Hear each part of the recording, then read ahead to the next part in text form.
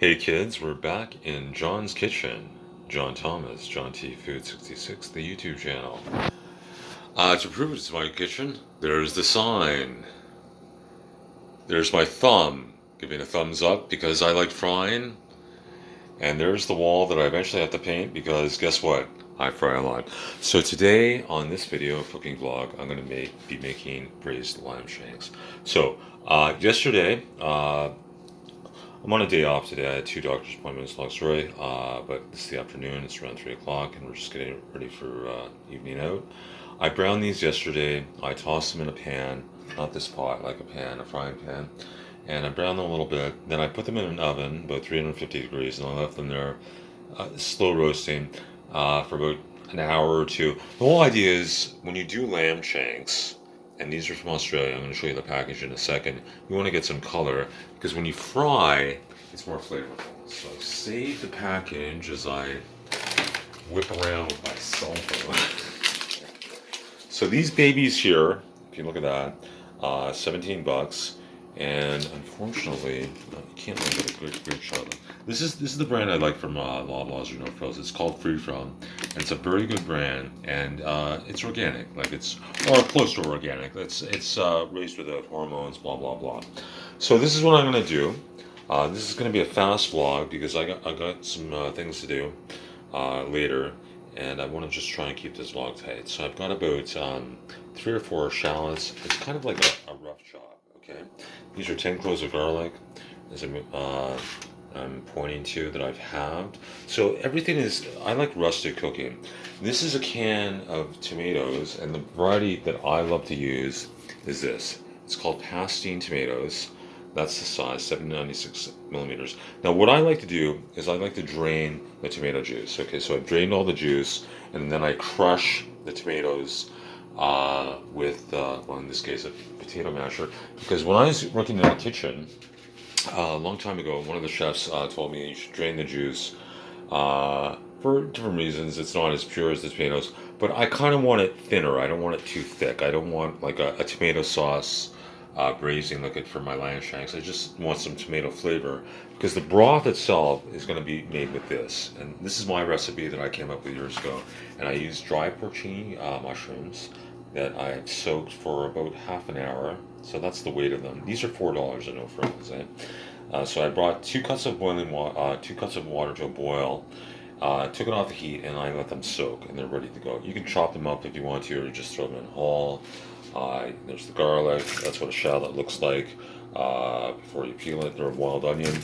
I forgot I was making this today, so I've got remnants of rosemary. But I'm bummed. So ideally you would want more rosemary because you'd want the whole stalks.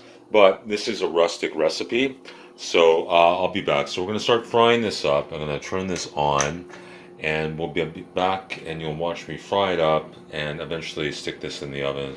I've got my oven. This is old. This is an old oven, by the way. This came with the place when I moved in here in 2007. It's at 450. We're going to lower that because the thing about braising is basically we're going to make a braising liquid with the mushroom broth.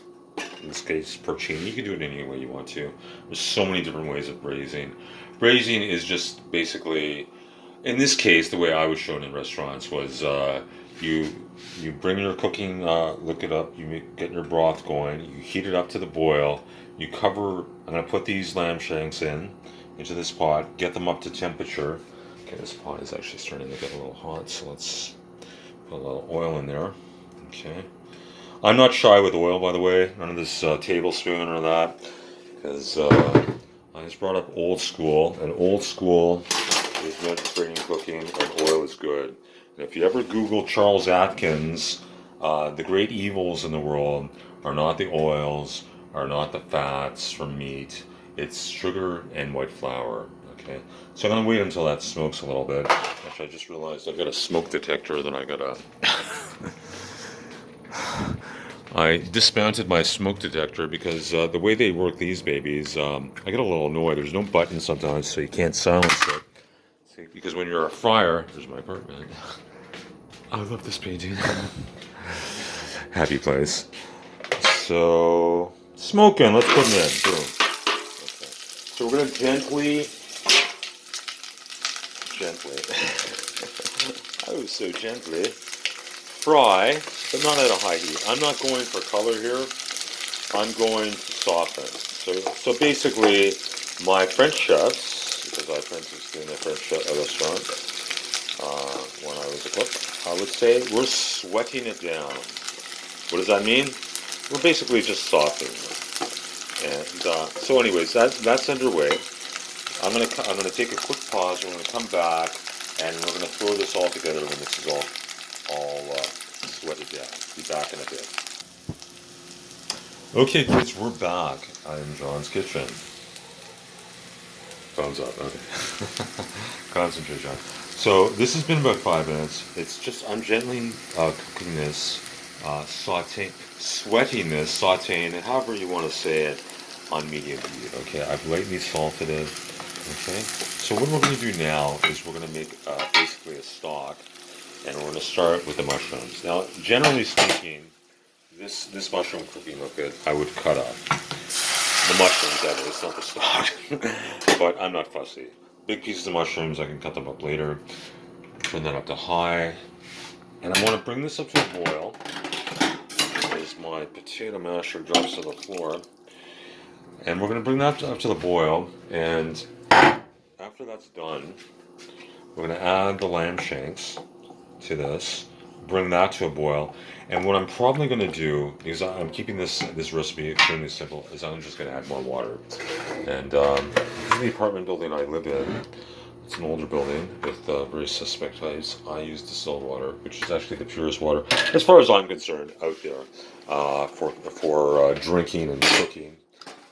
And one day, if I ever get a sugar mama, well, I'd like to, by the way, I'd like to address a future sugar mama, because I've decided, I'm 53, I'm doing the best I can in my life, but I was thinking, I work hard, labor, all the stuff I'm doing, but it'd be nice if I could take a break. So, working as a cleaner now, janitor in a high-rise building for a lovely company. But I used to be a chef. I got the chef's papers. They're in the drawer right over there, tucked away. I could actually show it to you, but I don't need to do that. I could, I guess. I don't know. Who cares, right?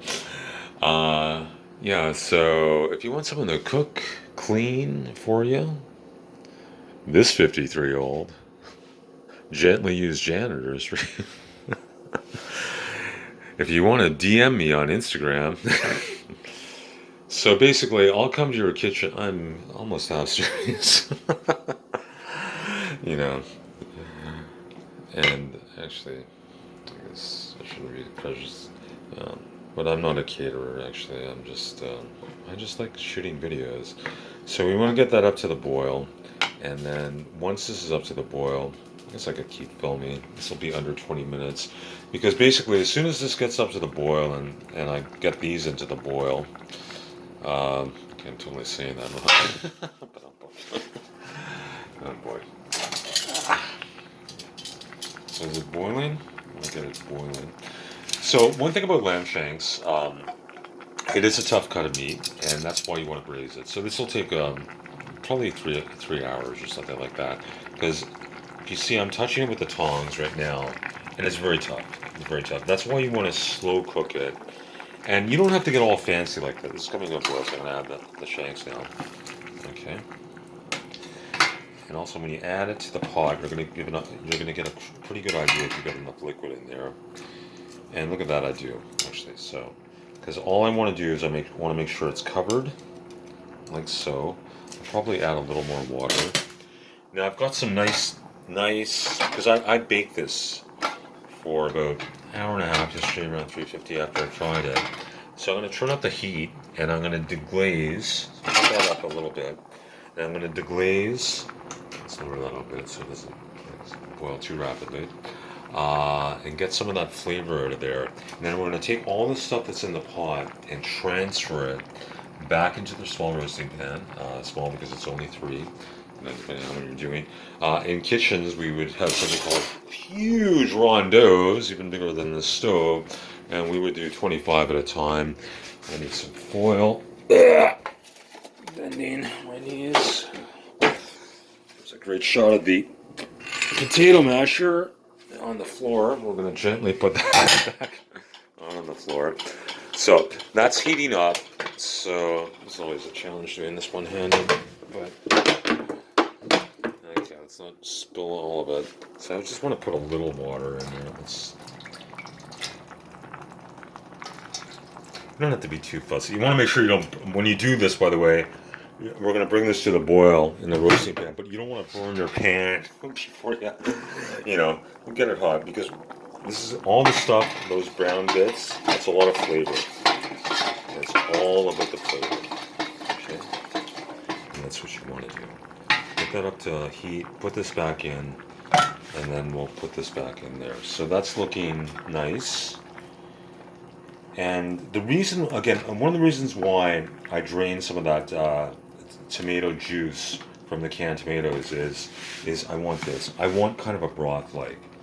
Okay, I don't want it too thick. If you add all that juice from the can, I'm not sure what they're putting in that juice. Could be tomato paste, which is not the greatest. Because ideally, if you really wanted to do this from scratch, you'd be using fresh, ripe tomatoes that you would have taken the time to taken the skin out, taken the core out, and done it. But as I said again, I'll show you this can again.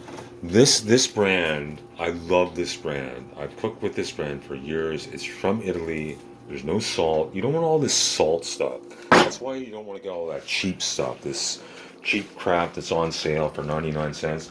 This is $2.49. That's a good price, right? You don't have to go to the Pusatari's and pay $10 for a can, or Whole Foods for a can of tomatoes. I got that from Metro. Okay, that's just fine.